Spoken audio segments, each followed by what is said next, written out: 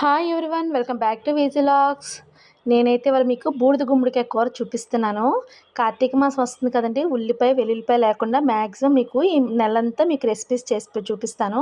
ఏంటి తినాలి ఏంటనేది వివరంగా చెప్తాను. ఇప్పుడైతే బూడిద గుమ్మడికాయ లేతగా ఉన్నది తీసుకోవాలి, ముదరగా ఉన్నది తీసుకోకూడదు. అలాగైతేనే బాగుంటుంది కూర కూడా. బూడిద గుమ్మడికాయతో పచ్చడి చేసుకోవచ్చు, ఆవకాయ పెట్టుకోవచ్చు, పప్పు చేసుకోవచ్చు, పులుసు చేసుకోవచ్చు, కర్రీస్ చేసుకోవచ్చు, రకరకాలుగా చేసుకోవచ్చు. ఇప్పుడైతే నేను బూడిద గుమ్మడికాయ కూర ఒక్కటే చూపిస్తున్నాను. అది అలాగే ఇప్పుడు నేను మీకు చేసి చూపిస్తాను, ఓకేనా. ఫస్ట్ బూడిద గుమ్మడికాయ తొక్క తీసి వీడియోలో చూపించినట్టుగా చిన్న చిన్న ముక్కలు కట్ చేసుకొని పక్కన ఉంచుకోండి. ఇప్పుడు ఒక బాండీ పెట్టేసి అందులోని ఆవాలు, మినపప్పు, జీలకర్ర, పచ్చిమిరపకాయలు, కరివేపాకు ఒక్కసారి వేగించుకున్నాక మీకు ఇష్టమైతే పలుకులు కూడా వేసుకోండి.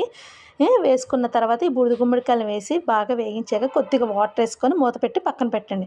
మళ్ళీ ఇంకో ప్యాన్ పెట్టుకొని దాంట్లోని ధనియాలు, జీలకర్ర, కొబ్బరికాయ, ఎండుమిరపకాయలు, నూలుపప్పు ఇవన్నీ ఒకసారి వేగించుకోండి. నేనైతే మిక్సీలో పలుకులు వేసుకున్నాను, యాడ్ చేశాను. వేసుకొని వేగించాక అందులోనే టమాటా పండు కూడా ఒక టమాటా పండు వేసి వేగించుకొని మిక్సీ చేసుకొని పక్కన పెట్టండి. ఈలోగా మనం ఉడుకుతుందా లేదని ఒక్కసారి ప్లేట్ మూత తీసి చూడండి. ఉడికిపోయిన తర్వాత ఈ ముద్దను గ్రేవీని అందులో వేసి మరొక్కసారి కలుపుకొని తగినంత ఉప్పు వేసుకొని దగ్గరగా అయితే రెడీ అండి. బూడిద గుమ్మడికాయ రెడీ కూర.